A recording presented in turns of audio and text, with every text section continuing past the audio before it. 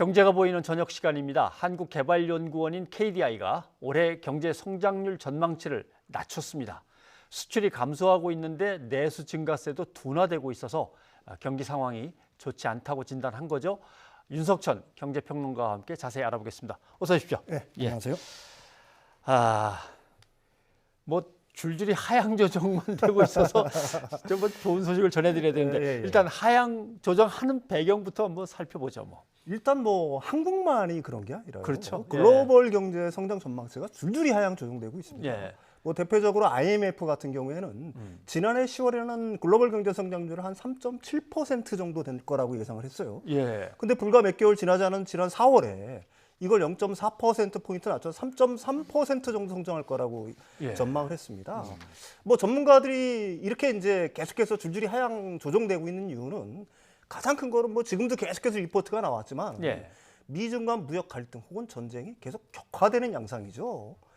봉합이라든지 어떤 합의가 이루어지는 게 아니라 아주 다양한 방식으로 계속 확전의 양상을 보이고 있기 때문에 그게 가장 큰 이유가 될 거고요.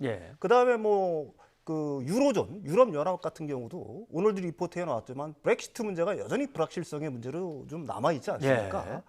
그다음에 유럽연합에 속한 국가들 일부 국가에서는 사실은 전국의 어떤 불안이라든지 이런 것들이 계속되고 있는 양상이고요.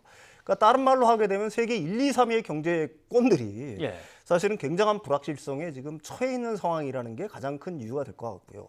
그다음에 지정학적 불안도 고조가 되고 있는 거죠. 중동에서도 역시 긴장이 고조되고 있고요.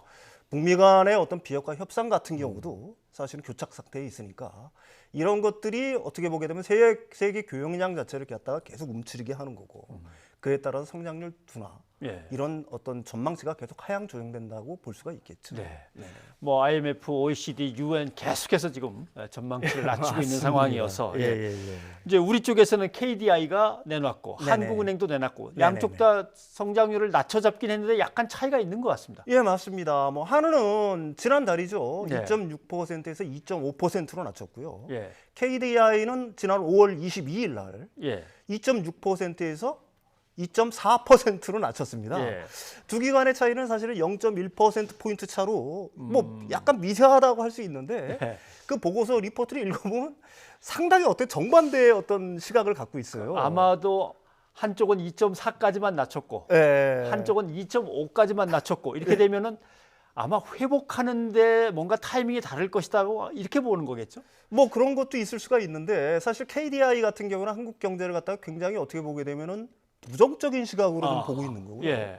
한은 같은 경우는 전망치를 갖다가 낮췄지만 굉장히 긍정적으로 보고 있습니다. 이제 그게 두 기관 사이에 가장 큰 차이를 보이고 있는 게 바로 설비 투자 부분이거든요. 설비 투자. 한은은 반도체 경기가 올 하반기부터는 조금 살아날 것이다. 살아날 거다. 그래서 약하지만 플러스 성장이 이루어질 것이다 이렇게 본 거고요. KDI는 올해 내에 반도체 경기가 살아날 일은 거의 없을 거다. 그래서 마이너스 4.8% 역성장을 예상했어요. 이게 이제 가장 큰 두 기관의 차이를 보이고 있는 점이라고 할 수가 있겠죠. 근데 둘 중에 어느 쪽을 믿고 싶은지는 이제 성향상의 문제거나 개인의 판단입니다만은 우리들 연구기관은 그렇지만 해외 연구기관도 좀 어둡게 보고 있는 것 같아요. 진짜는 각 연구기관들이 컨센서스를 갖다 대충 이루어진 것 같아요. 우리나라 경제 성장률 전망치를 한 2.4% 정도로 내다보고 있는 것 같은 경우에요. 노무라 투자증권 같은 건 아주 예외적으로 2.4%, 1.8%로 거기는 늘 이렇게 야박하더라고요. 굉장히 야박하게 보고 있는데요. 근데 우리가 이걸 한번 볼 필요가 있습니다. 한국의 2.4% 만약에 전망대로 2.4% 성장을 한다고 하면은 이게 과연 낮은 거냐라는 걸 갖다가 우리가 이제는 한번 좀 돌이켜 볼 때가 됐다라고 저는 생각을 해요. 우리는 압축 성장을 시대를 지나오지 않았습니까? 그래서 지금 40대, 50대, 60대 같은 경우에는 고도 성장에 익숙한 거예요, 너무. 다른 말로 하기엔 5%, 6%, 8% 성장 이런 거에 익숙해 있으니까 2.4% 정도면 이거 경제가 진짜 수많은 리포트에서 얘기하지만 암울하거나 이거 어두운 거 아니냐 이런 생각을 하는데 사실은 그렇지가 않다는 얘기죠. OECD가 이제 쭉 각국별로 해가지고 성장률 전망치를 쭉 내놨습니다.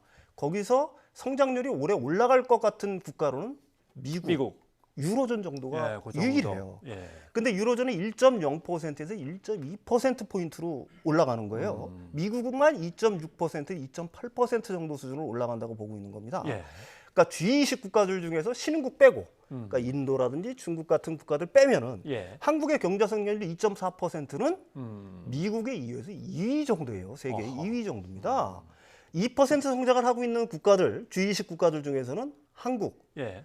미국, 예. 한국, 호주, 그 다음에 사우디아라비아 정도가 그 뭐라고 해야 되나요? 2% 성장률 전망을 갖다 유지하고 있는 거고요.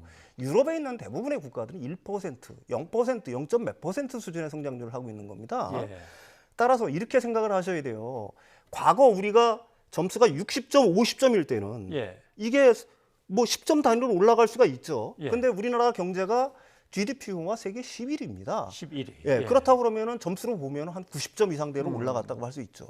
90점에서 점수를 갖다가 올리기는 정말 힘든 거예요. 그렇죠. 이렇게 이해를 하시는 게 제가 생각에는 가장 알겠습니다. 좋을 것 같습니다. 아마 나이 든 세대는 뭐 두 자리 성장 뭐 이런 것도 겪었던 세대여서 예, 맞습니다. 아마 예, 예. 2.4 이런 거 갖고 되겠나 하실 수는 예, 있긴 예, 있는데 예. 그래서 어쨌든 성장률이 둔화된다는 거는 걱정이 되니까 네네네. 다들 살리는 방법이 뭐냐? 뭐 네. 정부 재정을 좀 풀자. 예, 예, 그다음에 예, 이제 금리를 좀 예, 예. 낮춰가지고 돈을 더 돌려야 되는 거 아니야? 여기인데 금리 인하에 대해서는 어떻게 생각하십니까? 금리 인하가 만병통치약이라고 한다면은 예. 장기적인 어떤 둔화라든지 어떤 침체라든지 이런 거는 뭐 없겠죠. 사실은 금리 인하라는 게 그 만병통치약은 아닐 거라고 저는 생각을 하고 있고요. 예. 사실 지금 현재 상황에서 한국이 금리 인하를 할 수 있는 형편 자체가 되느냐 하는 거는 좀 따져봐야 될 것 같아요. 왜 그러냐면 미국과의 금리 차가 뭐 엄청 심하지 않습니까? 미국이 오히려 높지 크죠. 않습니까? 예. 미국이 2.5%고 한국이 1.75%포인트인데 지금 0.75%포인트인데 이걸 0.25%포인트를 내린다고 깎으면. 가정하면 한 1% 정도 차이가 나는 거죠. 예. 거기다 불행이지. 어떻게 보면 불행인지 다행인지는 모르지만 달러 강세가 올해 계속 지속되고 있지 않습니까? 예. 만약에 금리를 갖다가 하늘에서 더 인하를 하게 되면 원화 절하. 예. 그러니까 원달러 확률이 더 상승할 수가 있어요. 그렇게 된다고 하면 외국 자본이 이탈할 가능성이 가장 높다라고 얘기할 수도 있겠죠. 네. 또 두 번째로는 이런 것도 있습니다.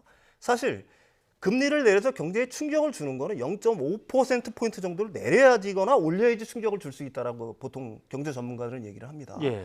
근데 지금 내릴 수 있는 폭이 0.25%포인트인데 이걸 그 경제학에서는 베이비 스텝을 받는다라고 얘기를 해요. 아기 걸음처럼 조금씩 이제 움직인다는 거죠. 예. 근데 그 정도를 내려가지고 우리나라 경제에 충격을 줘서 경제 반등을 삼을 수 있을까 하는 의문인 거고요. 또 하나의 문제는 지금 가계부채 문제를 간신히 잡고 있지 않습니까? 그렇죠. 예. 그런데 이게 금리를 내려가지고 잘못된 사인을 줘서 다시 가계부채가 폭증한다거나 예. 지금 안정되어가는 부동산 시장에 영향을 줄 수도 있는 것도 있으니까요.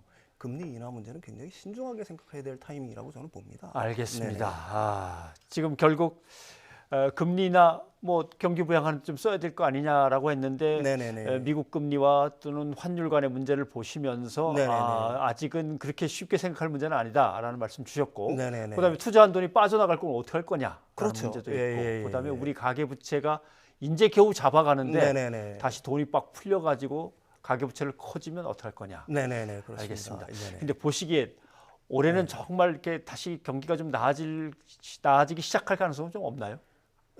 지난 시간에도 말씀드렸듯이 우리나라는 대변수에 의해서 크게 좌우되는 경제 구조를 갖고 있지 않습니다. 예. 따라서 이 미중 무역 분쟁 자체가 어떻게 해결되느냐에 따라서 경제의 모양은 크게 달라질 거라고 저는 봅니다. 예. 근데 뭐 저번 시간에도 말씀드렸듯이 미국은 선거를 앞두고 있으니까 이거를 마냥 악화시키는 쪽으로 끌고 가지는 못할 거라는 그렇죠. 생각을 예, 합니다. 예.